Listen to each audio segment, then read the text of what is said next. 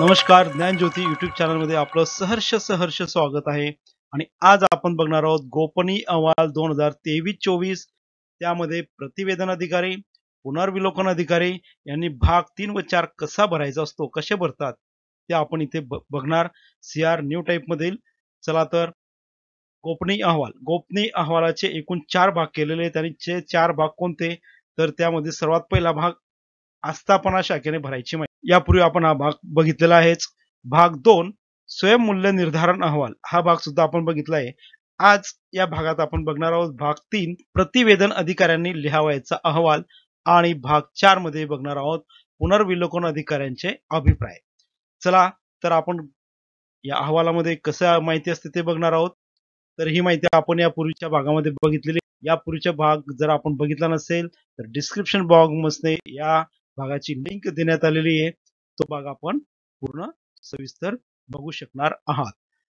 तर आता आपला भाग अहवाल 2023-24 मधील प्रतिवेदन व पुनर्विलोकन अधिकारी भाग 3 व 4 कशा पद्धतीने भरतात ते आपण इथे सविस्तर बघून घेणार आहोत. हा भाग आपल्याला भरायचा नसतो, अधिकारी भरत असतात. तर सर्वप्रथम प्रतिवेदन अधिकारी, तर या भागामध्ये प्रतिवेदन अधिकारी भाग 3 मध्ये लिहिणार आहेत त्यांचा अहवाल.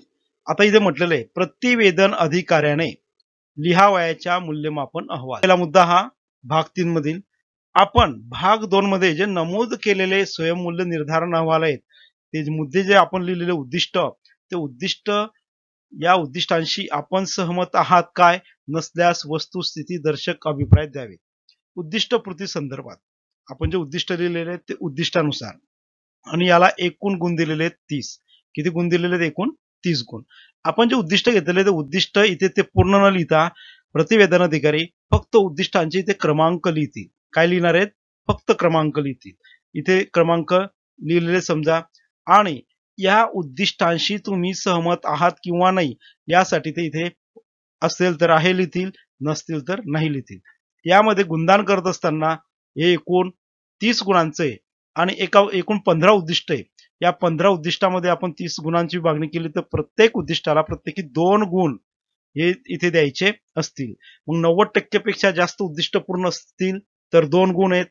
80% पेक्षा 80 ते 89 1.5 गुण, 60 ते 79 1 गुण, 40 ते 59 अर्धा गुण, आणि 40 पेक्षा जर कमी उद्दिष्ट प्राप्त केले असतील तर 0 गुण असे इथे देतील. इथे आपण पहिला मुद्दा घेतला, उद्दिष्ट घेतले आहे. मग आहे म्हटलं तर आपण आता नुकतंच जे बघितलं की 90% पेक्षा जास्त उद्दिष्ट पूर्ण असल्यास 2 गुण, 80 ते 89 पर्यंत 1.5 गुण. मग आहे म्हटलं तर किती गुण येतील? या रकान्यामध्ये 2 पैकी गुणांकन येईल 2. किती येईल? 2. आता दुसरा मुद्दा आपण घेतला उद्दिष्ट. दुसऱ्या उद्दिष्टाला ते पूर्ण सहमत नाही, अंशतः सहमत आहेत. मग अंशतः सहमत असतील तर मग काय, याच्यातील जो मुद्दा त्यांना घ्यायचा असेल, 1.5 गुण द्यायचा असेल किंवा 1 गुण द्यायचा असेल तर तो गुणदान इथे त्यांचं असेल. इथे आपण सर्व हे नमुना दाखल घेत आहोत, याचा संबंध कुठेही समजू नये. समजावं कशा पद्धतीने प्रतिवेदन अधिकारी पुनर्विलोकन अधिकारी भरतात तेवढ्यासाठीच हा व्हिडिओ आपण बनवतोय, तोही आपल्या मागणीवरून. तर तिसरा मुद्दा आहे, तिसऱ्या मुद्द्याला आहे म्हटलं तर म्हणजे 2 गुण. चौथा मुद्दा आहे 2 गुण. पाचव्या मुद्द्याला आहे, सहावा आहे म्हटलं म्हणजे काय येतील? 2 गुण येतील. आणि अंशतः आहे म्हटलं तर इथे 1.5 गुण. अशा या सर्व गुणांची बेरीज करून या गुणांची बेरीज झालेली 29. किती आलेली आहे? 29 येथे बेरीज झालेली आहे. मग या 29 गुणांमध्ये त्या 30 गुणांपैकी त्याची टक्केवारी किती असेल तर 96% गुण असतील. आणि त्यांनी भरलेले उद्दिष्ट म्हणजे कर्मचाऱ्यांनी, शिक्षकांनी भरलेले उद्दिष्ट आहेत त्या उद्दिष्टांशी ते सहमत आहेत असं ते इथे नमूद करतात. नसल्यास नाही म्हणतील, नाही म्हणून त्यांना अर्धा गुण द्यायचा आहे किंवा 0 गुण द्यायचा आहे ते सुद्धा इथे ते देऊ शकतात. ते आपल्या कर्मचाऱ्यांच्या वर्षभराच्या निरीक्षणावरती कार्यमूल्यमापन कालावधीच्या याच्यानुसार हे गुणदान कोण करणार आहेत? प्रतिवेदन अधिकारी करणार आहेत. मग प्रतिवेदन अधिकारी 1 आणि प्रतिवेदन अधिकारी 2, जर 2 प्रतिवेदन अधिकारी असतील तर त्यांचं सुद्धा असेल तर ते सुद्धा अशाच पद्धतीने गुणदान करून सहमत म्हणून ते सुद्धा गुणदान करतील. सेम आपण मागे बघितलं त्याच पद्धत. प्रतिवेदन अधिकारी, आता मुद्दा क्रमांक 2 मधील माहिती काय आहे? प्रतिवेदन कालावधीत पार पडलेल्या प्रतिवेदन कालावधी 1 एप्रिल ते 31 मार्च, त्या कालावधीमध्ये पार पडलेल्या महत्त्वपूर्ण व उल्लेखनीय कामासंदर्भात आपले स्पष्ट अभिप्राय द्यावेत. प्रतिवेदन अधिकाऱ्यांनी सदर कर्मचारी शिक्षकांबद्दल त्यांचे उल्लेखनीय कामासंदर्भातील अभिप्राय द्यायचे आहेत. उदाहरण दाखल आपण इथे घेणार आहोत. सर्व शालेय स्तरावर कार्यतत्पर असून ऑनलाईन कामे, शिक्षकांच्या शैक्षणिक समस्या निराकरण करतात, वर्ग डिजिटल केलेला आहे, शाळा पूर्व तयारी, विद्या समीक्षा प्रशिक्षण घेतले आणि दिलेले आहे, शिक्षण परिषदेत सतत मार्गदर्शन असते, उपक्रमशील शिक्षक आहेत, प्रतिवेदन कालावधीत अध्ययन प्रक्रियेचे व्यवस्थापन व सातत्यपूर्ण सर्वंकष मूल्यमापन, राज्यस्तर, विभाग स्तर, तालुका स्तर प्रशिक्षण पूर्ण केलेले आहेत, जे असतील आपले ते नमूद केल्या जाते. तिसऱ्या मुद्द्यामध्ये प्रतिवेदन अधिकारी काय म्हटलेले बघा. प्रतिवेदित अधिकारी कर्मचारी यांचे त्यांच्या कामाच्या संदर्भात लक्षणीय अपयश निदर्शनास आले असल्यास वस्तुस्थिती दर्शक अभिप्राय द्यावे. आपण केलेले काम आणि त्या उद्दिष्टांमध्ये जर एखाद्या उद्दिष्टात किंवा कामामध्ये जर आपल्याला कर्मचाऱ्याला अपयश आलेलं असेल तर वस्तुनिष्ठ दर्शक अभिप्राय ते नोंदवतील. अन्यथा जर का काही अपयश दिसलं नाही तर ते लिहितील निश्चित नाही किंवा निरंक. आणि त्यानंतर चौथा मुद्दा आहे, संबंधित अधिकाऱ्याने कर्मचाऱ्याने कार्यक्षमता वाढविण्याकरिता आवश्यक असलेल्या प्रशिक्षणाचे क्षेत्रास सहमत आहात काय, नसल्यास कारणे नमूद करावीत. आता आपण जे आपल्याला आपली कार्यक्षमता वाढवण्यासाठी आपल्याला काय आवश्यक आहे ते प्रशिक्षण क्षेत्राची आपल्याला गरज आहे, कोणत्या प्रशिक्षणाची गरज आहे आपण लिहिलेलं आहे मागील भाग 2 मध्ये. तर त्यामधील मुद्द्यांशी जर ते सहमत असतील तर होय लिहितील, अथवा नसल्यास त्याचं कारण इथे नमूद कर. ओके, चला पुढचा मुद्दा बघूया. पाचवा मुद्दा महत्वाचा आपण जो बघत आहोत, प्रतिवेदन अधिकाऱ्यांचा अधिकारी कर्मचारी यांची कार्यपूर्तता, कार्यक्षमता व वैयक्तिक गुणवैशिष्ट्ये याबाबत गुणांकन इथे करणार आहात. तर मग इथे अ मुद्दा घेतलेला आहे, कार्यपूर्तता गुणांकन 40%. इथे वेटेज दिलेलं आहे 40%. या कार्यपूर्ततामध्ये काय म्हटलेलं आहे तर चला बघूयात आपण. इथे बघा, या कार्यपूर्ततामध्ये 40 गुणांकनामध्ये द्यायचे. उद्दिष्टानुसार नेमून दिलेल्या कार्यांची पूर्तता, उद्दिष्टानुसार दिलेल्या कार्यांची पूर्तता कमाल 30 गुण. किती गुण आहेत? 30 गुण. भाग 3 मधील मुद्दा 1 जो आपण सर्वात प्रथम मुद्दा आपण जो बघितलेला होता, त्या मुद्द्याच्या उद्दिष्टांसाठी एकूण प्राप्त गुणांची बेरीज, जे आपण उद्दिष्ट बघितलं होतं 1 ते 15, त्यांच्या गुणांची बेरीज इथे लिहावी. कोणते गुण? आपण कोणते गुण घेतलेले होते? 29 गुण, बरोबर. आपण 29 गुण ते बघितलेले होते 1 ते 15 उद्दिष्टांचे. तसेच केलेल्या कामाचा दर्जा 10 गुण देताना वर्षभरातील कामगिरीचा विचार करावा. इथे आता ते विचार करून गुणदान करतील. वर्षभरात तुम्ही तुमच्या कामाचा दर्जा कसा होता, त्याचे रेटिंग काय होती, ते रेटिंग आपल्याला इथे लिहितील. त्यानंतर उल्लेखनीय वैशिष्ट्यपूर्ण कामे 10 गुण देताना भाग 3 मुद्दा 2 मधील वर्षभरातील उल्लेखनीय कामांच्या नोंदीवरूनच द्यावे. जे उल्लेखनीय कामं आपल्या नावापुढे लिहिलेले असतील त्या उल्लेखनीय कामांच्या विचार करूनच इथे ते गुणदान होईल. आता इथे कोणते गुण येतील? अगदी बरोबर. कोणते? तर प्रतिवेदन अधिकारी भाग 3 मधील त्यांनी पहिल्या मुद्द्यामध्ये प्रतिवेदन अधिकारी संक्षिप्त अभिप्राय जो आपण बघितला, प्रत्येक उद्दिष्टाला 2 गुण दिले होते, त्याच्यातील आलेले आपले 29 गुण, बरोबर. ते 29 गुण आपण इथे त्यांनी दिलेले असतील. त्यानंतर केलेल्या कामाचा दर्जा याची रेटिंग 1 ते 10 मध्ये जे त्यांना जाणवलं असेल ते नोंदवतील. पुढे केलेले उल्लेखनीय वैशिष्ट्यपूर्ण कामं, की जे उल्लेखनीय कामं त्यांनी आपल्या नावापुढे लिहिलेली आहेत त्यांचा विचार करून इथे त्यांनी गुणदान केलेलं असेल. त्यानंतर कार्यपूर्तता या घटकाचे सरासरी गुणांकन, या तिघांच्या सरासरी गुणांकन कशा पद्धतीने करणार आहात तर प्राप्त गुण 50 पैकी आहेत. हे प्राप्त गुण 50 पैकी कोणते कोणते? हे 30, 10 आणि 10.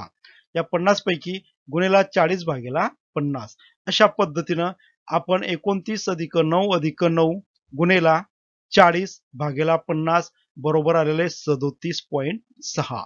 म्हणजे इथे काय लिहिलं? 37.6 गुणांकन केल्या जाईल. त्याच पद्धतीने प्रतिवेदन अधिकारी 2 असतील तर ते करतील, किंवा पुनर्विलोकन अधिकारी हे सुद्धा याच धर्तीने त्यांचा अभिप्राय नोंदवतील. ते मागे पुढे गुणदान करू शकतात. इथे एक अंदाजे म्हणून गुणदान करत आहोत. या गुणदानाचा काही विचार करू नये. कमी असतील तर कमी सुद्धा गुणदान होईल.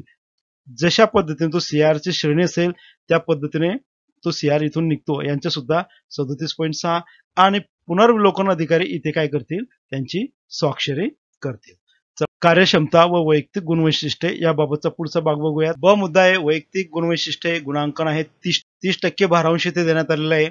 आणि इथे एकूण 8 मुद्दे दिलेले आहेत. किती मुद्दे दिलेले आहेत? एकूण 8 मुद्दे दिलेले आहेत. या 8 मुद्द्यांचं सुद्धा प्रत्येक मुद्द्याला 10 गुण दिलेले आहेत. प्रत्येक मुद्द्याला किती गुण दिलेले आहेत? 10 गुण. असे 8 मुद्दे एकूण 80 गुण या मुद्द्यांचे असतील. इथे गुणदान करत असताना भाग 3 5ब काय बघत आहोत आपण? भाग 3 मधील 5वा ब वैयक्तिक गुणवैशिष्ट्ये 30% गुणांकन करत असताना वस्तुस्थिती दर्शक गुणांकन करावे. आपले प्रतिवेदन अधिकारी वस्तुस्थिती दर्शक इथे गुणांकन करतील. प्रत्येक मुद्द्याला 10 गुण असतील. सरासरी गुण 10 एकूण गुण असतील. पण 80 ला 30 भागेला 80 अशा पद्धतीने असणार आहे. चला तर प्रत्येक मुद्द्याला प्रतिवेदन अधिकारी कशा पद्धतीने गुणदान करतील ते एक नमुना दाखला आपण घेणार आहोत. प्रत्येक मुद्द्याला 10 गुण आहेत. मग त्याच्यानुसार तुम्हाला प्रत्येक कामाबाबतचा तुमचा दृष्टिकोन कसा आहे त्या संदर्भात त्यांचा अभिप्राय असेल. जबाबदारीची जाणीव, तुमच्या कर्तव्याची, तुमच्या जबाबदारीची जाणीव, पदाची जाणीव कशी ठेवून काम करतात त्या संदर्भात गुणदान होईल. सर्वसाधारण वर्तणूक व व्यक्तिमत्व, तुमची सर्वसाधारण वर्तणूक कशी आहे, व्यक्तिमत्व कसं आहे त्यानुसार गुणदान. भावनिक संतुलन, प्रसंगावरती तुमचं भावनिक संतुलन कशा पद्धतीचं असेल त्यानुसार. संवाद कौशल्य, तुमचं संवाद कौशल्य सर्वत्र कसं आहे, सर्वत्र म्हणजे आपल्या क्षेत्रामध्ये, त्यानुसार इथे गुणदान होईल. नैतिक ध्येय आणि व्यावहारिक भूमिका घेण्याचा कल, तुमचं नैतिक ध्येय व्यावहारिक गुण याच्यानुसार गुणदान. तुमचं नेतृत्व गुण काय आहेत त्याच्यानुसार तुमचे गुणदान केलं जाईल. आणि विहित कालमर्यादेत काम करण्याची क्षमता, तुम्ही दिलेल्या कालावधीमध्ये तुमचं काम पूर्ण तत्परतेने करतात का त्यानुसार ते गुणदान तुम्हाला करतील. अशा पद्धतीने आपण नमुना दाखल गुणदान केलेलं आहे. मग इथे काय म्हटलेलं आहे? 80 पैकी गुण मिळाले. 80 पैकी या सर्व गुणांची आपल्याला आधी बेरीज करावी लागेल. गुणेला 30 भागेला 80. बघा 71 गुण यांची बेरीज आपण घेतली. 71 गुण आलेले गुणेला 30 भागेला 80 बरोबर 26.6. म्हणजे इथे आपले गुणांकन असेल 26.6. त्याच पद्धतीने पुनर्विलोकन अधिकारी सुद्धा गुणदान करतील. ते गुणदान त्यांच्या पद्धतीने याच मुद्द्यांच्या धर्तीवरती त्यांचं गुणदान आणि एक नमुना म्हणून आपण घेतलं. इथे प्रतिवेदन अधिकारी त्यांची स्वाक्षरी करतील. आणि या वैयक्तिक गुणवैशिष्ट्यानंतर आपण पुढचा मुद्दा बघणार आहोत क, तो म्हणजे कार्यक्षमता. पुढचा मुद्दा आहे आपला याच्यामधीलच मुद्दा क्रमांक प्रतिवेदन अधिकाऱ्यांचा 5वा, भाग 3 मधील 5वा मुद्दा आणि त्याच्यातील पुढचे आपलं क. या मुद्द्यामध्ये बघत असताना इथे कार्यक्षमता याला गुणांकन दिलेले 30%, म्हणजे आपण 40, 30 आणि शेवटचे 30 म्हणजे एकूण 100%चा 12% ते आपला पूर्ण होणार आहे. प्रतिवेदन कालावधीत वर्षभरातील कामावरील वस्तुस्थिती दर्शक गुणदान प्रत्येक मुद्द्याला 10 गुण आहेत. सरासरी गुण बरोबर एकूण प्राप्त गुण 60 पैकी जे प्राप्त गुण झाले असतील ते गुणेला 30 भागेला 60 या पद्धतीने. बघा इथे एकूण 6 मुद्दे आहेत. प्रत्येक मुद्द्याला 10-10 गुण देण्यात आलेले आहेत आणि 60 पैकी गुण गुणेला 30 भागेला 60. प्रतिवेदन अधिकारी 2, पुनर्विलोकन अधिकारी याचे गुणांकन करतील आणि ते स्वाक्षरी करतील. आता इथे पहिला मुद्दा आहे संबंधित कायदे. जे आपण ज्या पदावर असतो त्या संबंधित कायदे, नियम, प्रचलित कार्यपद्धती आणि माहिती तंत्रज्ञान आणि संबंधित क्षेत्रातील स्थानिक पद्धती याबाबतचे ज्ञान किती आहे ते 1 ते 10चं इथे आपलं रेटिंग म्हणजे गुणांकन करतील. त्यानंतर कौशल्यपूर्ण नियोजनाची क्षमता, तुमचं कार्य कौशल्य कशा पद्धतीने, त्याची नियोजनाची तुमची क्षमता कशा पद्धतीने, नियोजन कशा पद्धतीने करतात त्याचं गुणांकन 1 ते 10 गुणापैकी करतील. स्वतः निर्णय घेऊन काम करण्याची क्षमता, बऱ्याच प्रसंगी स्वतः निर्णय घेऊन तुम्ही कशा पद्धतीने काम करतात त्याच्या संदर्भातील गुणदान करतील. तुमची उपक्रमशीलता, तुम्ही कामं तर करतात पण त्याच्यामध्ये जर विशेष उपक्रम तुम्ही राबवत असाल त्या संदर्भातील तुमचं गुणदान असेल. आपल्या कामाशी संबंध येणाऱ्या इतर शासकीय यंत्रणेशी समन्वय साधण्याची क्षमता, आपला जिथे संपर्क येतो, आपले सहकर्मचारी असतील, आपले वरिष्ठ अधिकारी असतील, क्षेत्रीय अधिकारी असतील, यांच्याशी तुमचा समन्वय त्याच्यातील गुणदान इथे करतील. हाताखालच्या कर्मचाऱ्यांना, विद्यार्थ्यांना प्रेरणा देणे, त्यांच्या विकसनाची क्षमता या संदर्भातील गुणदान करतील. आता या सर्वांची बेरीज गुणेला 30 भागेला 60 तर काय येईल ती बघा. सर्वांची बेरीज झालेली 55 गुणेला 30 भागेला 60 केलं असतं 27.5, म्हणजे इथे गुणदान होईल आपलं 27.5. अशाच पद्धतीने पुनर्विलोकन अधिकारी सुद्धा गुणदान करतील. ते सुद्धा याच मुद्द्यांचा विचार करतील आणि त्यांचं गुणदान सुद्धा मी तेवढंच दिलेलं आहे. इथे गुणांचा संबंध कृपया जोडू नये, ते कमी जास्त होऊ शकतं. पुनर्विलोकन अधिकारी आणि प्रतिवेदन अधिकारी यांच्या गुणदानामध्ये पुनर्विलोकन अधिकारी ते स्वाक्षरी करतात. त्यानंतर आपण पुढचा मुद्दा बघणार आहोत तो म्हणजे सहावा मुद्दा. सहाव्या मुद्द्याला आपण बघत आहोत. संबंधित अधिकारी कर्मचाऱ्यांच्या सचोटी व चारित्र्याबाबत आपले स्वयंस्पष्ट अभिप्राय द्यावेत. कर्मचाऱ्याची सचोटी काय आहे, त्याचं चारित्र्य कशा पद्धतीने, स्पष्ट अभिप्राय इथे नमूद करायचा आहे. आणि प्रतिकूल अहवाल जरी अभिप्राय असल्यास सोबत त्याबाबतची उदाहरणे नमूद करावी लागणार आहेत. प्रतिवेदन अधिकारी जर इथे निगेटिव्ह लिहिणार असतील तर त्या संबंधीतील कारणे उदाहरणे सुद्धा तिथे त्यांना नमूद करावी लागणार आहेत. चला तर आपण एक नमुना म्हणून बघत आहोत. संबंधिताचे सचोटी चारित्र्य अतिशय उत्तम आहे. सातवा मुद्दा, अधिकारी कर्मचारी यांचे एकंदरीत मूल्यमापन. जास्तीत जास्त 100 शब्दांमध्ये यामध्ये संबंधित अधिकाऱ्याची बलस्थाने, तुमचं काम करायचं कौशल्य आणि तुमचे ऊर्जा बलस्थान असतील ती, त्यानंतर तुम्हाला कामामध्ये येणाऱ्या तुमच्या उणिवा काय आहेत त्या, आणि दिव्यांग व्यक्ती, महिला व कर्मचाऱ्याबाबतचा दृष्टिकोन यांचा समावेश असलेला इथे अभिप्राय ते देतील.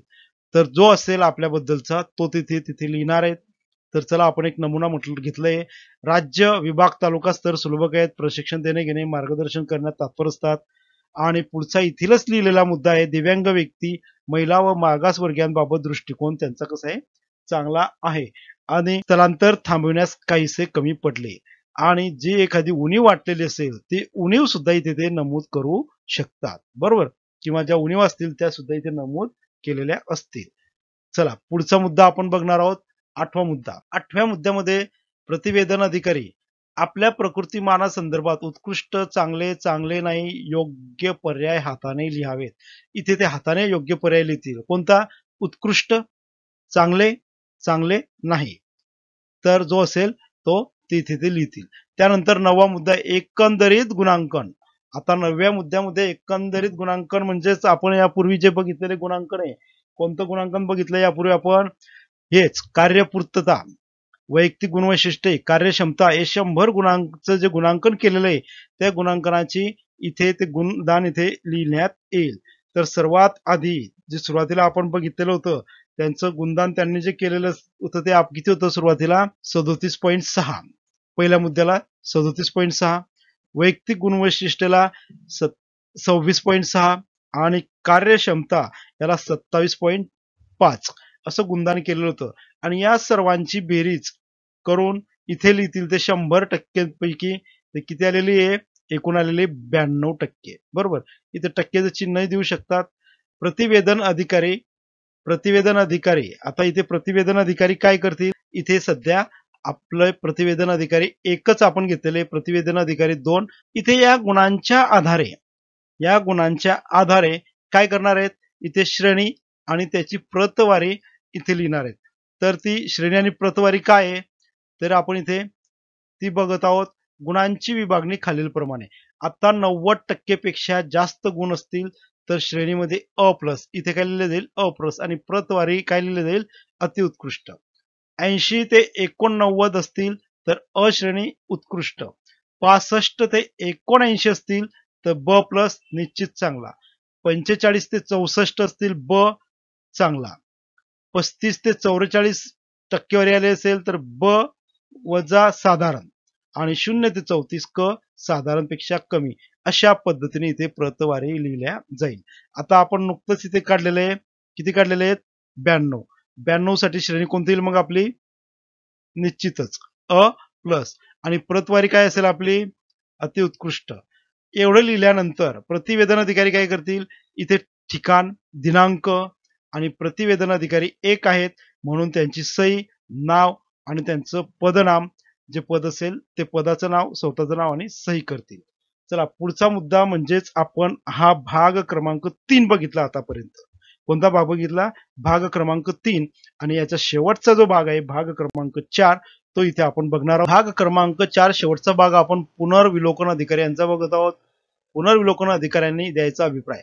आपण प्रतिवेदित अधिकाऱ्यांनी संबंधित अधिकारी कर्मचाऱ्यांच्या कार्यपूर्तता, वैयक्तिक गुणवैशिष्ट्ये, कार्यक्षमता जे 100% गुणांकन केलेले भाग 3 मध्ये त्या मुद्द्यांच्या सहाय्याने केलेल्या मूल्य निर्धाराशी सहमत आहात काय, असल्यास बरोबरशी खूण करा. सहमत असतील तर होय मध्ये खूण करतील, असहमत असतील तर नाही मध्ये खूण करतील. जर होय मध्ये खूण केली तर हा जो मुद्दा 2 आहे सहमत नसल्यास उद्दिष्ट क्रमांक तपशील व कारणे मध्ये जर खूण नाही केली, नाही मध्ये खूण केली तर इथे ते उद्दिष्ट क्रमांक आणि त्याची कारण लिहावी लागतील. आणि जर होय मध्ये बरोबरची खूण केली असेल तर येथील उद्दिष्ट क्रमांक तपशील लिहिण्याची गरज नसेल. आता मुद्दा क्रमांक 3, अधिकारी कर्मचाऱ्याचे एकंदरीत मूल्यमापन. जास्तीत जास्त 100 शब्द अधिकाऱ्याच्या कर्मचाऱ्याचे बलस्थाने उणिवा. हा मुद्दा जो आपण प्रतिवेदन अधिकारी यांचा बघितला त्याच पद्धतीने असेल आणि पुनर्विलोकन अधिकारी तेच लिहितील असं नाही, पण दिव्यांग व्यक्ती, महिला, मागासवर्गीय दृष्टिकोन यांचा समावेश त्यांना करावा लागणार आहे. म्हणून दिव्यांग व्यक्ती, महिला व मागासवर्गीयांबाबत दृष्टिकोन चांगला आहे असा ते लिहितीलच. जो मुद्दा असेल जे योग्य असेल ते लिहितील. आता या पुढचा मुद्दा पुनर्विलोकन अधिकारी यांचा मुद्दा क्रमांक 4, एकंदरीत गुणांक. प्रतिवेदन अधिकाऱ्यांनी जे केलेलं गुणदान यापूर्वी बघितले, कार्यपूर्तता, वैयक्तिक गुणवैशिष्ट्ये, कार्यक्षमता, हे 100 गुणांचं जे गुणांकन त्यांनी केलेले त्याच पद्धतीने पुनर्विलोकन अधिकारी कोण पुनर्विलोकन अधिकारी सुद्धा इथे गुणदान करतील. एक उदाहरण म्हणून इथे आपण गुणदान घेणार आहोत. जे मागचं होतं त्याच पद्धतीने जसं तसं घेतलेलं आहे. गुणदान करतील आणि इथे 1 ते 10 या मर्यादित सरासरी गुणांकन त्यांचं असेल आणि श्रेणी देतील. प्रतवारी 92 इथे घेतलेले टक्के श्रेणी असेल. ती श्रेणीचा भाग आपण हा मुद्दा यापूर्वीच मागच्याच भागामध्ये बघितलेला आहे. तर इथे श्रेणी असेल आपली अ प्लस आणि प्रतवारी असेल अत्युत्कृष्ट. इथे ठिकाण लिहितील, दिनांक लिहितील आणि पुनर्विलोकन अधिकारी यांचं सही, त्यांचं नाव, पदनाम लिहितील. खाली आपल्याला चार्ट दिलेला आहे. गोपनीय अहवालाची छायांकित प्रत समक्ष मिळाली. आपल्याला या गोपनीय अहवालाची प्रत समक्ष मिळाल्यानंतर आपल्याला इथे नाव आणि सही, दिनांकित सही करावी लागते. सही, दिनांक आणि आपलं नाव इथे लिहावं लागतं. आणि जर पोस्टाने जर आपल्याला तो गोपनीय अहवाल बोलवायचा असेल, पाठवलेला असेल, तर त्या पोस्टाचा जावक क्रमांक आणि दिनांक इथे जे आपले संस्करण अधिकारी असतील ते त्यांचं नाव, पदनाम व दिनांकी स्वाक्षरी करून इथे क्रमांक, दिनांक लिहितील. अशा पद्धतीने भाग क्रमांक 4 हा होता. आणि यानंतरचा भाग आहे ज्या नुकत्याच आपण ज्या सूचना मुद्द्यानुसार ज्या सूचना आपल्याला आलेल्या होत्या त्या मुद्द्यानुसारच्या या सूचना आपण बघितलेल्या आहेत. आणि याच्यामध्ये अजून एक पुढचा मुद्दा आपण बघणार आहोत. तर या सूचना सोबत एक महत्वाचा मुद्दा की काही कर्मचाऱ्यांची मध्यंतरी बदली होते. त्यांची मध्यंतरी बदली झाल्यानंतर जर कर्मचाऱ्याची बदली 3 महिन्यापेक्षा जास्त कालावधीची इकडे असेल तर त्या ठिकाणी तो अहवाल लिहिला जातो. टिप बघा, 3 महिन्याच्या कालावधीची गणना करताना सुट्टीचे दिवस वगळण्यात येऊ नये, मात्र रजा, प्रशिक्षणास कालावधी वगळण्यात यावा. एखाद्या कर्मचाऱ्याचा प्रतिवेदन कालावधी, एखादा कर्मचारी बदली होऊन आला असेल किंवा नवीन नोकरी सुरुवात झालेली असेल आणि त्याला 3 महिन्यापेक्षा कमी असेल तर गोपनीय अभिलेख लिहायची गरज नाही. 3 महिन्यापेक्षा कमी कालावधी असेल तर. तथापि 3 महिन्यापेक्षा कमी कालावधीसाठी काम पाहिले असल्यामुळे अहवाल लिहिला नाही, पुनर्विलोकित केला नाही, अशा प्रकारचे प्रमाणपत्र गोपनीय अभिलेखाचे संस्करण करणाऱ्या प्राधिकाऱ्याने गोपनीय अहवाल नस्तीवर ठेवावे. काय म्हटलं, गोपनीय अहवालाची छायांकित प्रत मिळाल्यानंतर 30 दिवसाच्या कालावधीत कोणतेही अभिवेदन द्यायचे असल्यास ते संस्करण अधिकाऱ्याकडे सादर करावे. पुनर्विलोकन अधिकारी यांनी शेकडा प्राप्त गुणांकन 1 ते 10 मर्यादेमध्ये सरासरी गुणांकन मांडावे. आणि याच्यातला पुढचा सहपत्र आहे ते सहपत्र आपण इथे अधिकाऱ्याचे कर्मचाऱ्याचे गोपनीय अहवाल लिहिले, पुनर्विलोकित केले गेले नाहीत तेव्हा संस्करण अधिकाऱ्याने द्यायचे प्रमाणपत्र. प्रमाणपत्र काय म्हटलंय, प्रमाणित करण्यात येते की इथे आपलं नाव असेल कर्मचाऱ्याचं, त्यांचं पद असेल आणि इथे तो कालावधी असेल, त्या कालावधी इथे नमूद करण्यात येईल. आणि या कालावधीत गोपनीय अहवाल प्रतिवेदित केला नाही किंवा पुनर्विलोकित केला नाही. त्याचं कारण काय, एक उदाहरण म्हणून आपण एक कारण घेऊ शकतो. 3 महिन्यांपेक्षा कमी कालावधी असल्यामुळे याचं प्रतिवेदनही केलं नाही, पुनर्विलोकन सुद्धा करण्यात आलेलं नाही. तिथे ठिकाण लिहितील, दिनांक लिहितील आणि संस्करण अधिकाऱ्याचं सही, नाव आणि पदनाम असेल. आणि ती आपल्याला या अहवालाची जेव्हा एक प्रत मिळते, हे सर्वांच्याच याच्यावरती हे प्रमाणपत्र भरल्या जाईल असं नाही. काही कारणास्तवच ते प्रमाणपत्र भरण्यात येतं, अन्यथा इथे अधिकारी वर्ग हे प्रमाणपत्र भरत नाही, इथे स्वाक्षरी करत. आणि गोपनीय अहवालाची छायांकित प्रत मिळाल्यानंतर 30 दिवसाच्या कालावधीमध्ये आपल्याला काय करायचं असतं, या सीआर संदर्भात, या आपल्या गोपनीय अहवाल संदर्भात जर आपल्याला काही करायचं असेल, अभिवेदन द्यायचं असेल तर ते अभिवेदन आपण 30 दिवसांच्या आत देणं गरजेचं. व्हिडिओ आपण पूर्ण बघितला, तो निश्चितच आपल्याला आवडला असेल. यावेळी तुम्हाला मार्गदर्शन करण्याचा प्रयत्न केलेला आहे आणि निश्चितच अपेक्षा करतो की आपल्याला समजलेलं असेलच. आपल्या इतर शिक्षक बंधू, इतर कर्मचारी वर्गाला मित्रमंडळींना हा व्हिडिओ शेअर करा आणि अद्याप आपण चॅनलला सबस्क्राईब केलं नसेल कृपया सबस्क्राईब करा. व्हिडिओ पूर्ण बघितला त्याबद्दल